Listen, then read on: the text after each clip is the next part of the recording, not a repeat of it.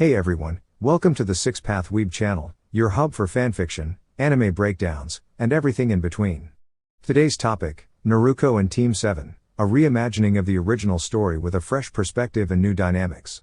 Expect twists, growth, and some serious shinobi development.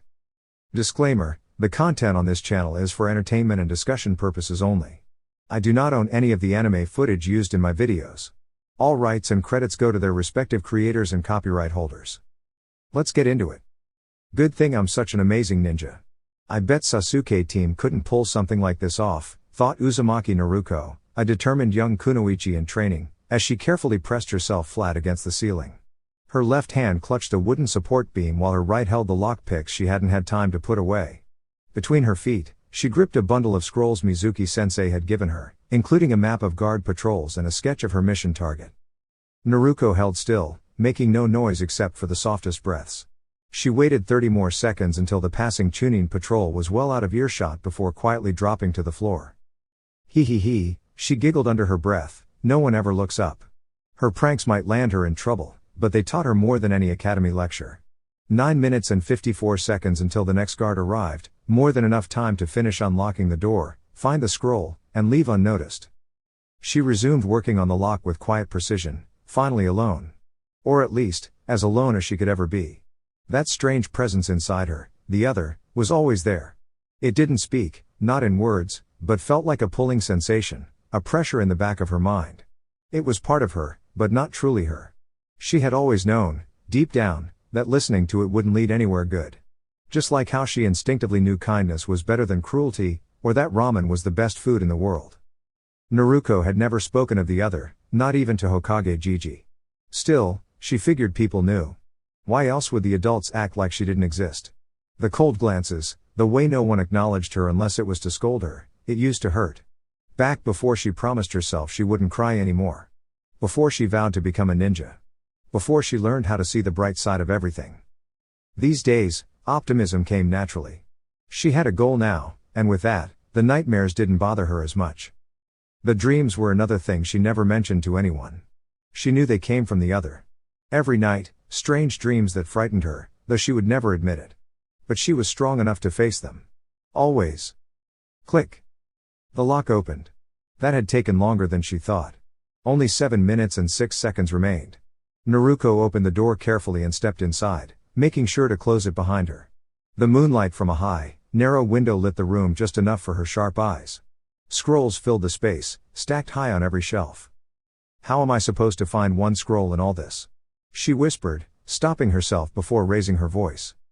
She tried to recall Mizuki-sensei's directions. 16 feet back, 4 feet to the left. Estimating the distance based on her height, she found the shelf and began searching. The dust stirred up as she sifted through the scrolls made her nose twitch. She barely held back a sneeze. Unbeknownst to her, someone outside had heard that small intake of air. Naruko? What are you doing here so late? Startled, the blonde jumped, nearly hitting the ceiling. She tumbled down, landing softly on her feet before turning around. Gigi. Don't sneak up on me like that. She pouted. As for why I'm here. Oryoke no Jutsu. The elderly Hokage blinked in confusion before collapsing from surprise as Naruko released the transformation. With little time to waste, she resumed searching the shelves. 5 minutes and 42 seconds left. There. She spotted the exact scroll Mizuki-sensei had drawn. With a victorious grin, she strapped the large scroll to her back and headed straight for the window she had entered through, making sure not to waste time on quiet steps. The guard wouldn't be nearby yet, she had to be gone before the Hokage woke up. Dash. Naruko landed in a quiet clearing and collapsed into the soft grass, tired but cheerful. She had learned one technique from the scroll already, now all she had to do was wait for Mizuki-sensei to arrive and test her. 2 minutes later, someone entered the clearing. But it wasn't Mizuki. Found you, Iruka-sensei. She called, sitting up with a sheepish smile. Naruko. What were you thinking? Iruka-sensei looked upset, but more worried than angry. Hee. I guess you found me, she said, scratching the back of her neck. Anyway, I learned a jutsu from this scroll, so I can graduate now, right? Iruka's expression tightened. This confirmed his worst fears. Naruko had been misled. Graduate? Naruko, who told you that? Mizuki-sensei. He said if I learned one jutsu from this scroll, I could still pass. He even gave me a map of the patrol routes. Naruko was beaming with pride, completely unaware of the trouble surrounding her. Before Iruka could respond, a barrage of kunai flew toward them. Naruko, still recovering from her training, saw them but couldn't move in time.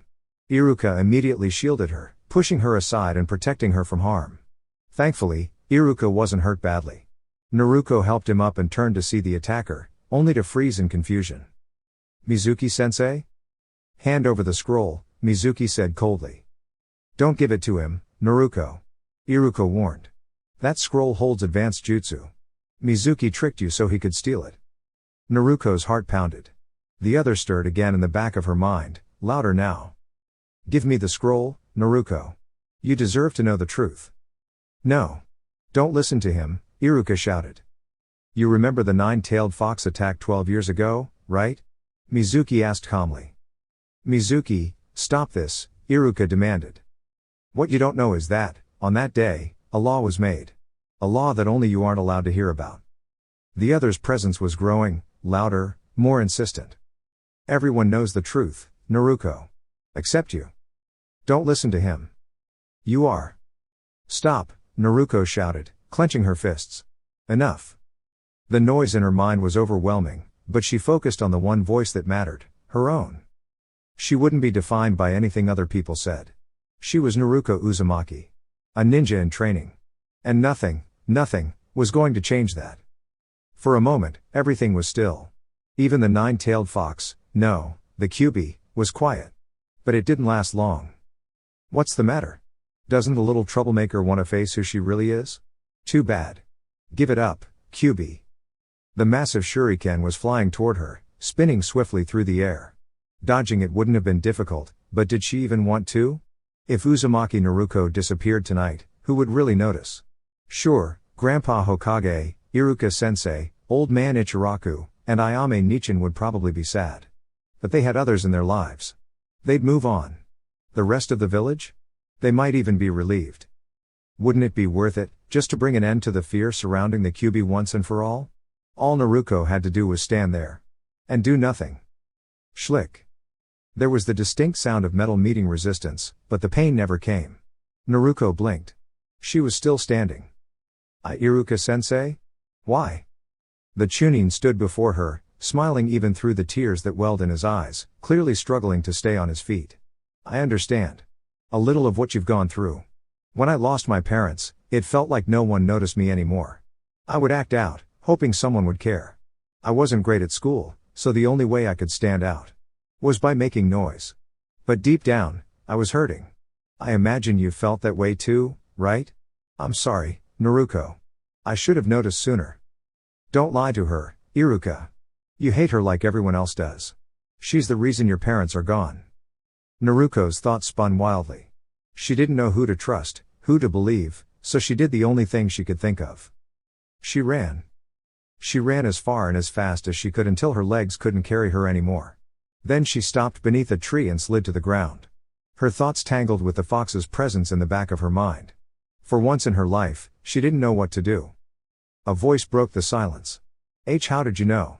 I wasn't Iruka? Because. A second voice added, I am Iruka. Iruka, really? You'd disguise yourself as that girl just to protect her? I won't let anyone misuse the secrets in the Forbidden Scroll, not even you. You're wrong. Naruko's like me, she has the power to change everything. With what's in that scroll, she could do anything. There's no way the Kyuubi inside wouldn't take that opportunity. You're right. Naruko felt her heart drop as she heard those words. She hadn't moved from behind the tree, but her chest ached. So even Iruka-sensei thinks I'm just the Kyuubi. But Naruko is not the Kyuubi, Iruka's voice came through strong and clear. She's one of my students. She may struggle, but she never quits. She always gets back up, no matter how tough things get. She knows what it means to hurt. But she's still standing. That's what makes her different. She's not a monster, she's a proud ninja of Konoha. She's Uzumaki Naruko. His words filled Naruko with warmth. Real, true warmth. It was like a delicious bowl of ramen after a long day. He believed in her. He truly did. There was no way she could give up now. Whatever, Mizuki grumbled. I was going to deal with you later, Iruka, but now? You leave me no choice. Naruko didn't even think. She darted from behind the tree and, as Mizuki charged with a second shuriken, she met him head-on with a powerful kick that knocked him clear off his feet. Stay away from Iruka-sensei, she shouted, her voice filled with determination. I won't let you hurt anyone else. Mizuki sneered. You think you can stop me, you little failure? I'll end this in one move. Go ahead and try. Naruko answered, standing her ground. I won't lose, not now, not ever. Tajuwu Kage Bunshin no Jutsu. In an instant, the clearing was filled with hundreds of identical Narukos, each wearing the same defiant smile. Mizuki's face drained of color. What's wrong? The clones said in unison. Weren't you going to finish this in one move? Well then. Here we come. After several minutes, Mizuki lay on the ground, overwhelmed and clearly defeated. The first hints of dawn were breaking across the sky. Hee. Maybe I got a little carried away, Naruko giggled sheepishly. Iruka, still resting against the tree, looked at her and smiled. Naruko, come here a minute. She rushed to his side. I wanted to say thank you, for saving me. And I'm proud of you. Naruko blinked. Me? I should be thanking you. When Mizuki told me about the fox, I thought maybe I didn't matter at all. But you helped me believe in myself again. I'll do anything to live up to that. Iruka's smile grew softer. All right then. Close your eyes. I've got a gift for you. She obeyed, hearing the soft rustle of fabric. Can I open them now? Go ahead. She opened her eyes and gasped. Iruka was smiling, holding her old goggles in his hand, but on her forehead now rested a real ninja headband. Her breath caught in her throat as she gently touched the metal, feeling the Konoha symbol engraved on it. It was real. She had done it. This was happiness. Not just a laugh. Not a prank. This was pure joy. Congratulations, Naruko. You're a Genin now. Let's celebrate, Ichiraku ramen's on me. Iruka-sensei, she cried and threw her arms around him, never wanting to let go. But then, it happened. A soft whistle in the air. Naruko turned, too late. A kunai, thrown from the shadows. Iruka stepped forward instinctively, taking the hit in his shoulder. Iruka-sensei. Naruko rushed to catch him as he stumbled. I'll be fine, he said with a strained smile. Just need a moment to rest. Mizuki. He threw it, didn't he? I thought he was down. Doesn't matter now, Iruka replied, his voice gentle. Naruko. You've come so far. I believe in you, always. And someday, you'll become Hokage. I know you will. Tears welled in her eyes. Please rest, Iruka-sensei. We'll go to the hospital. I'll take care of everything. She looked back toward Mizuki. The man had stirred again, but now he was different, his form shifting, growing, transforming into a monstrous figure as he drank something from a vial. Naruko stood up, her face calm, her blue eyes unwavering. She remembered a lesson from Iruka long ago. Too much chakra in the body can overwhelm it. It's called chakra overload. It's rare, only recorded a couple of times in history. But if it happens, the energy burns through from the inside out. That was what she felt now. Her body glowed with a pale light. It was warm, but powerful. She felt like she could move mountains. Mizuki charged. Naruko didn't flinch. She rushed forward and delivered a focus strike right to the center of his chest. The impact launched him backward, collapsing to the ground with a groan. He didn't move again. With her energy spent, Naruko gently let go of the chakra and slumped to the grass beside Iruka, peaceful and smiling. White everywhere. That meant one of two places, the hospital, or something else. Everything was still a little too foggy for Naruko to be sure. Wait, she could still feel the Kyuubi gently stirring at the edges of her consciousness. That settled it. She was in the hospital. Naruko really didn't like hospitals. You're awake. Gigi? Speaking made her throat hurt. Turning her head hurt even more, but yes, it really was the Hokage in the room with her. Try not to move, Naruko. Your body is still healing. You should consider yourself very lucky, most wouldn't have made it after what you went through in the forest. The memories slowly returned. Mostly, they came with a dull ache throughout her whole body. Not the kind of soreness she'd get after training hard, but that steady, uncomfortable kind of ache that wouldn't go away, no matter how still she stayed. Then she noticed something else, her forehead protector. Iruka-sensei's forehead protector. She could feel the cool metal pressing gently through the cloth. It felt reassuring. You should know, I saw everything that happened, starting when Iruka found you, the Hokage said gently. I'm sorry. I wouldn't have made it in time to help. Your crystal ball? Naruko remembered it from long ago, when the old man had shown it to her, explaining how it could let him see anywhere in the village. The Hokage nodded. Then, I'm still a ninja? She tried to point at her headband, but even the thought of moving her arm made the pain spike. Yes, Naruko. You are very much a ninja. In fact, I would say you've earned that headband more than most who wear it. Oh really? Praise like that, especially from Gigi, was rare. The Hokage smiled softly in response, his eyes kind. Then, his expression turned more serious. Now, I expect you have some questions. Naruko knew exactly what he meant. Yeah. The QB. So, what's the truth, Gigi? Am I the fox? No, Naruko. That person didn't understand what he was saying. The night the QB attacked, the only way to stop it was to seal it away. And the only one who could contain something that powerful was a newborn child. The QB is inside you, but it isn't you. Naruko took a moment to let that sink in. She'd suspected as much, but having it confirmed meant a lot. And the law? About not talking about it? After seeing how the village reacted, I knew that people who knew the truth wouldn't treat you fairly. So, I passed a law to protect you, to give you a chance to grow up like other children. Naruko was quiet for a long time. She realized what Gigi was doing, trying to keep her mind off Iruka-sensei for as long as possible. Even the thought of the QB wasn't as painful as the emptiness she felt thinking about him. Her face shifted as her thoughts did. Her usually bright blue eyes dimmed with sadness. When is the service? The old man's eyes softened. Tomorrow, at 1. Thank you. Silence settled over the room. I could always feel it, Gigi, she admitted softly. This strange, uncomfortable presence in my head. Ever since I was little. It told me things, hurtful things. I used to do the opposite of whatever it told me to do, just to stay away from it. I never told anyone because I was scared. But now I know what it is. The Hokage listened, quiet and thoughtful. Gigi. Why didn't you ever tell me? He sighed. I needed to wait until you were ready to understand. Information is powerful, Naruko.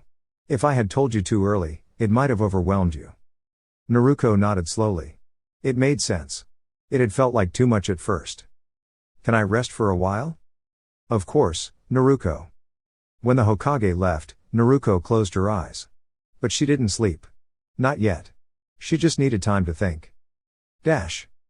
Back at the Hokage's office, Sarutobi Hiruzen reflected on his conversation with Naruko. She was handling everything with incredible strength. He wasn't supposed to have favorites, but he couldn't help it. She had the best traits of both her parents, along with something uniquely her own. Something special. Despite everything, Naruko was showing resilience. He had feared that losing Iruka might have broken her spirit. Thankfully, that wasn't the case. The fact that Naruko had always been able to feel the QB's presence surprised him. He wasn't sure how strong that connection was, but it was something he would need to explore further with her, gently. Then there was the matter of her battle in the forest. Not the part involving Mizuki. That strange transformation clearly bore the markings of an old student's twisted experimentation. But Naruko's strength had been astonishing. She had shown a burst of energy that rivaled even what Tsunade could do at her best. The medical staff had found no major irregularities aside from what was already known: denser bones, stronger muscles, an incredible healing rate, and a chakra capacity beyond ordinary limits. Still, something felt overlooked. He wished someone like Tsunade could examine her. She might notice something that others missed. As he sat down at his desk, the Hokage looked at the tower of paperwork waiting for him and sighed. With Iruka gone, decisions about team placements would be difficult. Some students, like Naruko, were often unfairly judged. He would need to make those decisions himself. 5 hours later, the Hokage returned to Naruko's hospital room. She was awake, sitting upright, legs dangling over the side of the bed. Hey, Gigi. When can I leave? Wait, how long have I even been here? You were brought in about 14 hours ago, the Hokage replied warmly. The doctors say you're free to go when you feel ready. But they recommend taking it easy for the next day or so. Doctors and their fancy talk. Naruko muttered as she mentally translated his words. So basically, No training until tomorrow evening, right? The Hokage chuckled. Exactly. Well, why didn't you just say that then? Silly Gigi. She grumbled under her breath. Then her face lit up with an idea. Ooh. I know. I'll go to Ichiraku Ramen. Wanna come with me? I'd love to, Naruko, but I have a lot of paperwork to finish back at the tower. Naruko blinked. You mean some paper is keeping the strongest person in the village from getting ramen? She crossed her arms.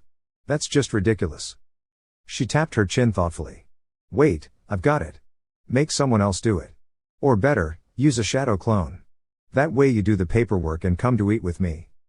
A second later, the Hokage dramatically slumped to the side, pretending to faint, a proud grin on his face. Hey, Gigi? Gigi? Doctor. Naruko had never paid much attention to the one set of black formal clothing tucked among all the bright orange, white, blue, and red in her wardrobe. Not until today. Today, she stood quietly among many others, all dressed in similar dark attire, paying their respects. The forehead protector, was it hers? Iruka-sensei's? She wasn't sure anymore, was gently tied around her neck. Her classmates filled the front 2 rows beside her. Naruko stood closest to the front. No one questioned it. Though some hadn't always gotten along with her, everyone recognized that Iruka-sensei had shared a special bond with the cheerful blonde girl. Beside her had been the third Hokage, dressed in a formal black cloak instead of his traditional robes and hat. It was the first time Naruko had seen him without them. Behind them were rows upon rows of people.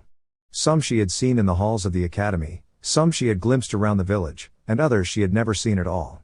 Yet they were all there, having been touched in some way by Iruka-sensei's kindness. She had counted them.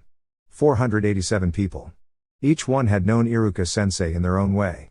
For once in her life, Naruko found herself wishing they were looking at her the way they sometimes had before, with disapproval or suspicion, because anything felt easier than the quiet sadness she now saw in their eyes. Even as they stood behind her, she could feel it. The sorrow. The sense of loss. We are gathered today to honor and remember Umino Iruka, the Hokage began gently. Each of us knew him, as friends, as colleagues, as students. And so, I feel it is only right that we all know what happened. Iruka-sensei protected another shinobi from harm during a mission. He placed others before himself, as he always did. He was an incredible teacher, a dedicated ninja of the Leaf Village, and above all, a person who deeply cared about others. I believe he would want to be remembered not just for his bravery, but for the lessons he passed on. It's only fitting that his students, the ones he believed in so much, be the ones to speak for him today. Anyone who wishes to share their thoughts may come forward. As the Hokage stepped aside and stood beside Naruko, one of the girls, Kasumi, was the first to approach the front. Her voice trembled slightly as she shared memories, how Iruka-sensei had always taken the time to help her, to encourage her, even when she was struggling. Others followed.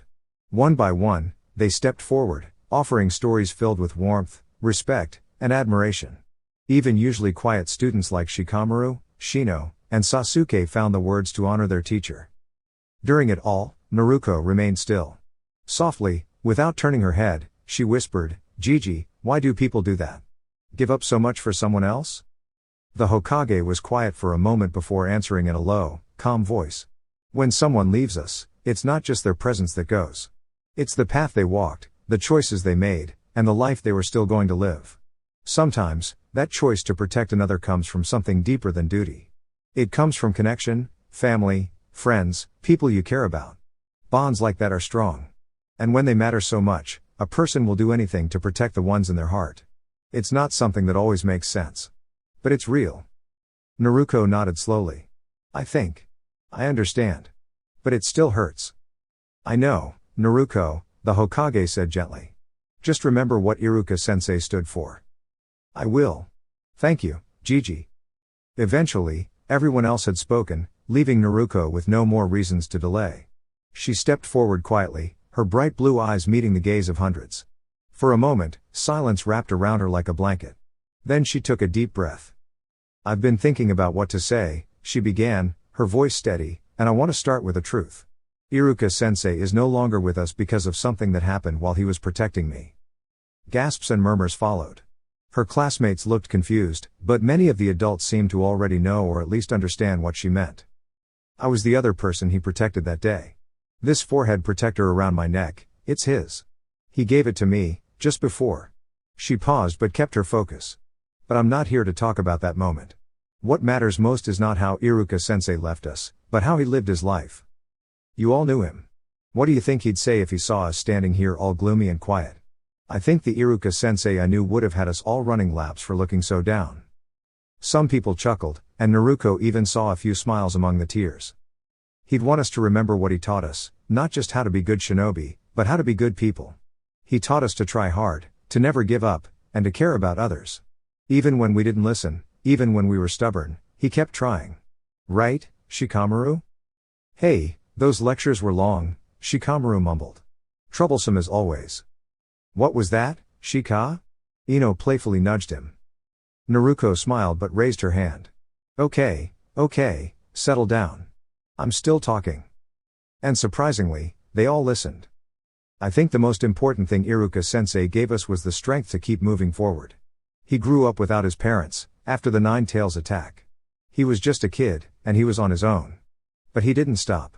Even when things were tough, he kept going. He found what made him happy, and he shared that happiness with others. No one who ever saw him in class could doubt how much he loved being a teacher. Whether it was explaining a jutsu, training us in the basics, or even scolding us with his big head no jutsu, he always had this light in his eyes. Like he was exactly where he wanted to be. And he cared about us, all of us. So to honor him, let's each find the thing that makes us happy. And let's do it with everything we have, not just for ourselves, but to honor what Iruka-sensei gave us. Whether it's being a ninja, a shopkeeper, a cook, a parent, or even Hokage. Let's do it with all our hearts. As she stepped back to her place, Naruko heard something that caught her off guard, clapping. Everyone, all 486 people, were clapping for her. For Iruka-sensei. It was something she had never imagined happening, but it felt right. As the Hokage stepped forward again to perform the final honors, Naruko, for the first time in her 12 years, felt a sense of peace. Well, Naruko thought, sitting in her classroom at the Ninja Academy for what might be the final time, Gigi's grandson is definitely an interesting kid. Konohamaru. I'll remember that name. It had been a unique experience, teaching someone like that. Of course, all he really wanted to learn was the transformation technique, but still. Being in this classroom without Iruka-sensei felt odd, like looking up at the sky and finding no sun, or eating a bowl of ramen only to realize the noodles were missing. Instead of Iruka-sensei, it was the third Hokage standing there now, delivering a clearly prepared speech about the responsibilities and challenges of becoming a ninja. The words felt tired, worn down by time, as if they'd been passed along from generation to generation without change, and now they just wanted a rest. Naruko tried to imagine how Iruka-sensei would have said them, but even in her imagination, his presence couldn't bring much life to the speech today. Lately, Naruko had found herself thinking more deeply about everything. Maybe it was because there was so much on her mind. She'd see something completely ordinary, like a man buying pork from the butcher, and suddenly wonder, was it for his family? Maybe for pets? Or was it simply because he could? But then, she'd catch the man's face, bright with joy, and know the answer. That joy could only come from doing something kind for someone you love. Dinner for his family, then. And there was something else that had changed. As Naruko walked down the streets of Konoha now, every once in a while, maybe one in a few hundred, someone would smile at her instead of turning away. And Naruko would smile back, not her usual exaggerated grin, but the soft, genuine smile she first gave when Iruka-sensei placed the forehead protector in her hands. She recognized those smiling faces. They were the ones who had attended the memorial. Her dream of being accepted by the village was still far away, but those occasional smiles reassured her that it wasn't impossible. This morning, she had noticed something else. Her classmates, those same kids who once dismissed her, no longer saw her as someone desperate for attention who always messed up. Now, at the very least, they saw her as someone who could give a pretty good speech. A small improvement, but an improvement nonetheless. Well, not all of them had changed. Sasuke still looked at her like she didn't belong.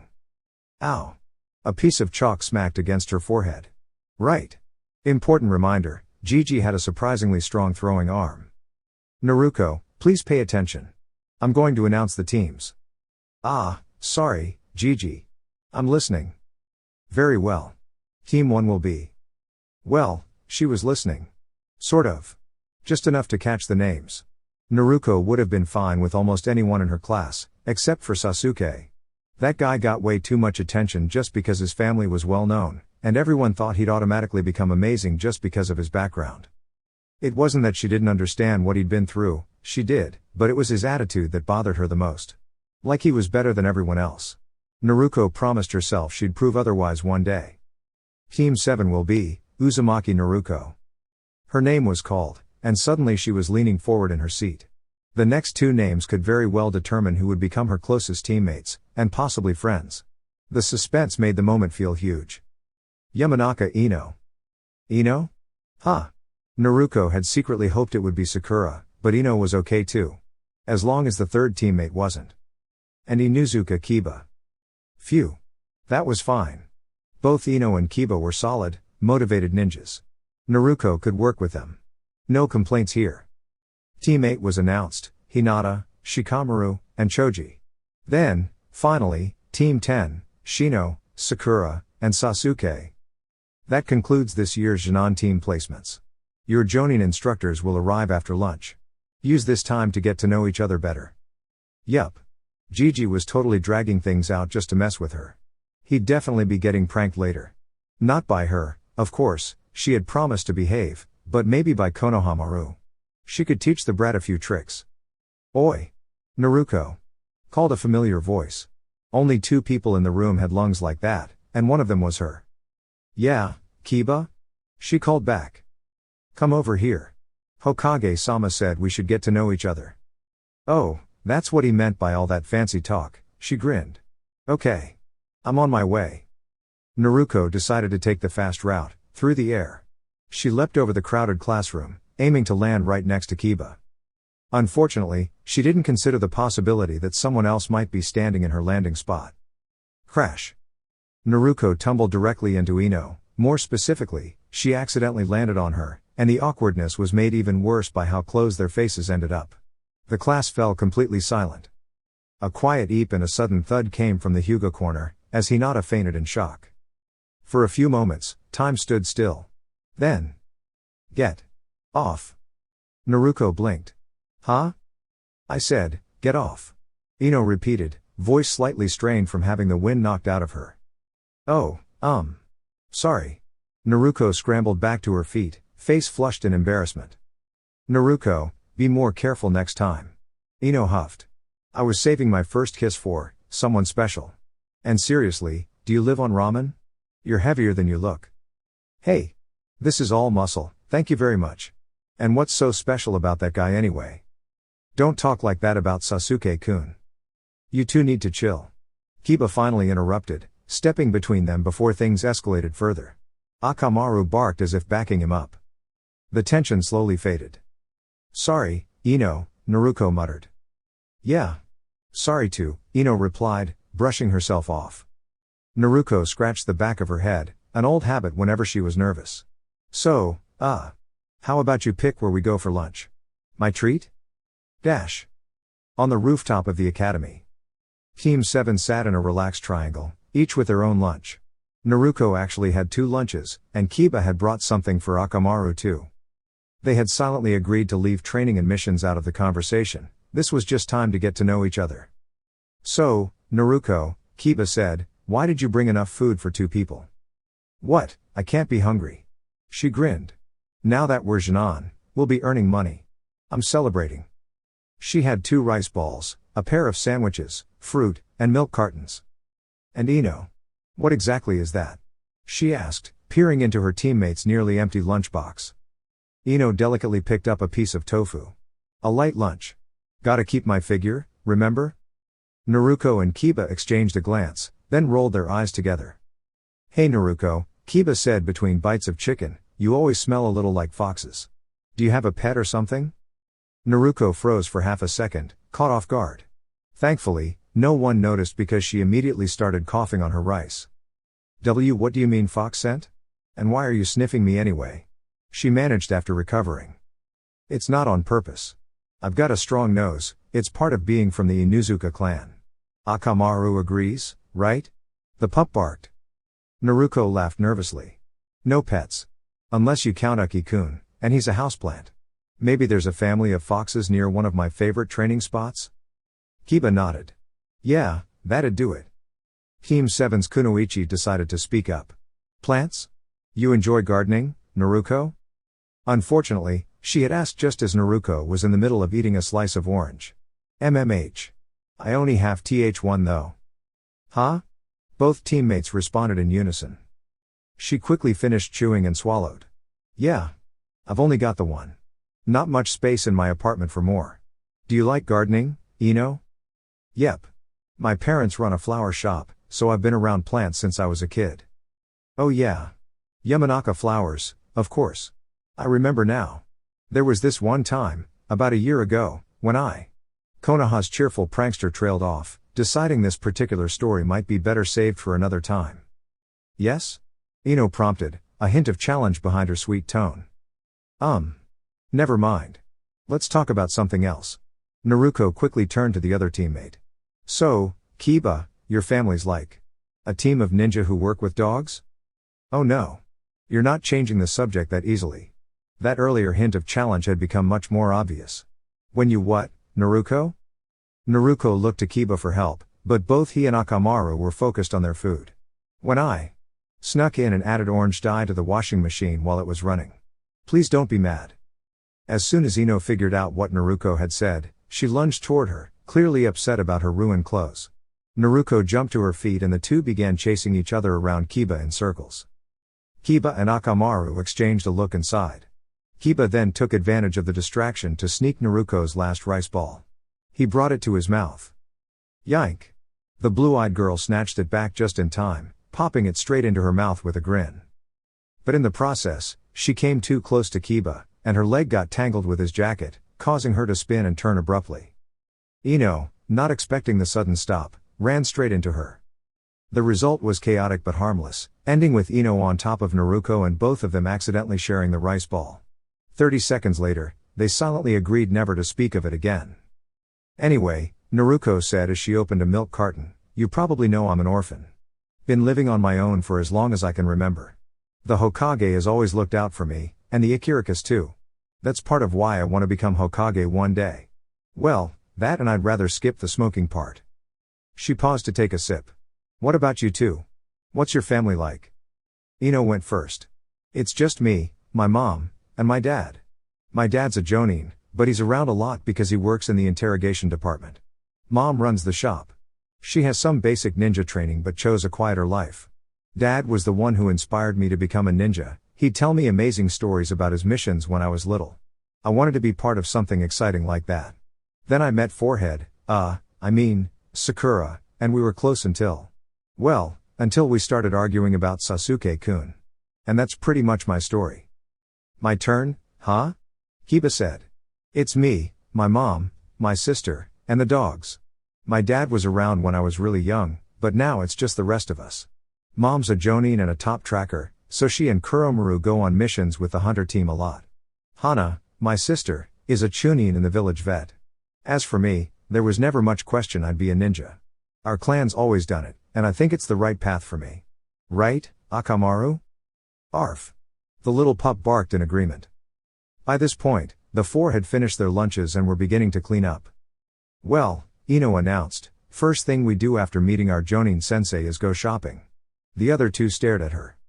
I'm serious. You two clearly need help with your wardrobes. I'm not standing on a team with someone wearing that. She pointed directly at Naruko.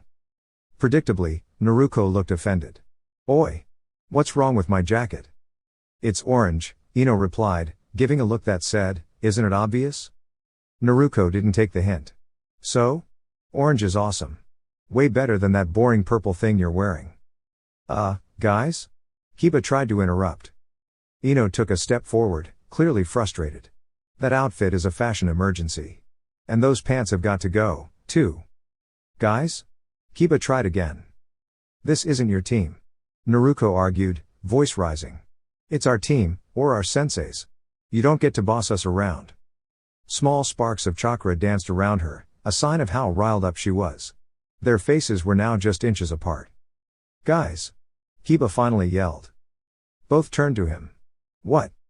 It's time to go, he reminded them. Oh, they said in unison. Sorry, Naruko. About the clothing and the team thing. I didn't mean it like that. I just care a lot about style, Ino said. I'm sorry too, Ino. I'll try not to take it personally, Naruko replied sincerely. The team turned and began walking back inside, Kiba in front, Naruko in the back. But seriously, that purple outfit's pretty weird looking, Naruko said with a smirk. Ino turned sharply, ready to respond, but Naruko was already laughing. Just kidding. Ino couldn't help but laugh too. Sitting between her two new teammates, Naruko Uzumaki couldn't help but feel that, finally, after 12 years of challenges, things might finally be looking up. She liked Ino and Kiba, well, most of the time, at least. The blonde girl had a knack for getting under her skin in ways even Sasuke hadn't managed, especially with her endless fascination with the Uchiha. Still, Naruko had no real problem with her. As for Kiba, she felt confident they'd get along easily, their personalities were quite alike. She turned toward the door, along with the other newly graduated Jonin, except Shikamaru, who had somehow managed to fall asleep within minutes of sitting down, as 8th-season shinobi, clearly Jonin, entered the room and lined up at the front of the class. One by one, the instructors called their teams and departed with them. Naruko looked ahead to the 7th person in the lineup, a tall, dark-skinned man with a thick beard and a cigarette in hand. Ugh. Even from her seat, she could smell it and barely managed to hold back a cough. Beside her, Kiba and Akamaru seemed just as uncomfortable. Team 7, come with me. Great. They had the smoking instructor. Hopefully, his teaching would be worth it. Dash. Asuma led the trio to a training ground located several miles from the academy. He moved at a pace suitable for fresh Jonin. Upon reaching the open clearing at Training Ground 3, borrowed temporarily, he took a moment to observe them. Naruko looked energized, as if she'd just taken a light stroll. Kiba was winded but trying to hide it. And Ino seemed like she could use a minute to catch her breath. He had watched the three earlier during lunch break and had been pleasantly surprised. For a newly formed team, their chemistry was promising. But now was the time for formal introductions. Alright, since we're here, let's get to know each other a little. I'm Sarutobi Asuma. I enjoy strategy games like Shogi and Go, and yes, I do smoke, though I try not to around others when I can help it. My favorite color is brown. I'm not fond of people who try to control others' lives, and I believe in protecting the hidden leaf and the land of fire above all. Someday, I hope to settle down and maybe have a family. Sarutobi? Are you related to Jiji and Konohamaru? Naruko asked without hesitation. Of course, she picked up on that. Yes, that's right, Naruko. The Hokage is my father, and Konohamaru is my nephew. Now, I was going to have you go next, but since you jumped in, I think we'll start with Kiba. I'm Inuzuka Kiba, and this is my partner, Akamaru. The little dog barked enthusiastically. I love running through the woods with Akamaru and hanging out with my family, though my sister Hana can be a bit much sometimes. My favorite color is gray, like Akamaru's fur. I'm not a fan of people who act like they're better than everyone else for no reason. My dream is to show the world that I'm going to be a strong shinobi and a proud member of the Inuzuka clan. When Kiba mentioned Sasuke, Asuma sent a subtle warning glance toward Ino to keep her from jumping in. So far, things were going smoothly. He motioned to Ino next. I'm Yamanaka Ino. I like gardening, spending time with my friends, and helping out at my family's flower shop. My favorite color is purple. I don't like it when people insult my friends or criticize my style. My dream is to be strong and respected, someone people look up to. Energetic, but focused. That left just one more. Finally, Naruko jumped to her feet with a grin. My name is Uzumaki Naruko. I love ramen, training, and this village. Especially the ramen at Ichiraku's. Ayame Nichin and her dad are awesome. I also enjoy having fun and playing harmless pranks. Hokage Jiji told me I should ease up on those now that I'm a ninja, though. Her face dipped for a moment but quickly lit back up. My favorite color is orange. I don't like waiting for water to boil when making instant ramen, and I really don't like the smell of cigarettes. I'm not fond of people who turn their backs on the ones who care about them. I believe that if you have people who support you, you should treasure them. My dream is to make Iruka-sensei proud and become the greatest Hokage ever, and to try every flavor of ramen there is. Though Asuma had to admit his ears were ringing slightly, he also recognized something in her that caught him off guard. Despite her cheerful energy, there was something deeper, earnestness. She was unique, that much was certain. With all eyes on him now, Asuma smiled. That was great, everyone. I think we're off to a good start. But before we go any further, there's something important you should know. The trio, and Akamaru, looked up at him curiously. You're not officially Jinan yet. What? Asuma chuckled. That's right. The academy test was just the first filter.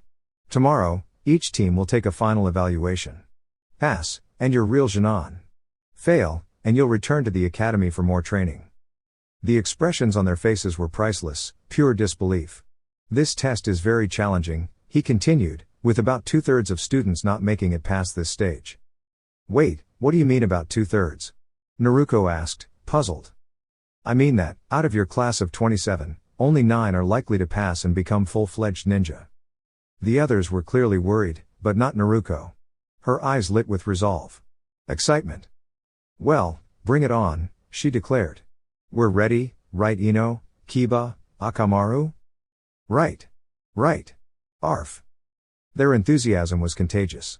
Asuma laughed. I like that spirit. But the test is tomorrow. Meet me here at 8 a.m. sharp. For now, you're dismissed. With a swift motion, he disappeared into the trees, though he was still nearby, observing. Sure enough, Naruko spoke first. Hey, why don't we stay a little and figure out what kind of test this might be? We can explore the area and get familiar with the terrain, like Iruka-sensei always told us. Kiba blinked. Naruko? Didn't you sleep through that lecture? She gave him a thoughtful look. Probably. But since sensei passed, I've been remembering things he used to say, stuff that didn't really stick before. The mood became a little quiet. But, true to her nature, Naruko bounced back first. So? Want to check it out? I'd love to, and it's a good idea, Kiba said, but I promised Mom I'd come straight home. She'd be really upset if I didn't. Yeah, and Sakura said she needed to talk to me after team assignments. Something important. Ino frowned, but added, how about we meet here again around 6? Sounds good, Kiba nodded. Yeah. Naruko beamed. See you then. Later. Asuma watched them go with a light heart. They had potential, real potential. Of course, everything would depend on tomorrow's test. But still, he was hopeful. And as much as he wanted to see how their evening training went, he knew better. They deserved the chance to prepare on their own. Dear YouTube family. That's all for now, thanks for sticking with me till the end. If you enjoyed the content, don't forget to like, share, and subscribe, it really helps the channel grow. Until next time, stay curious, stay awesome, and keep walking the sixth path. Thank you. Warm regards. Sixth Path Weeb.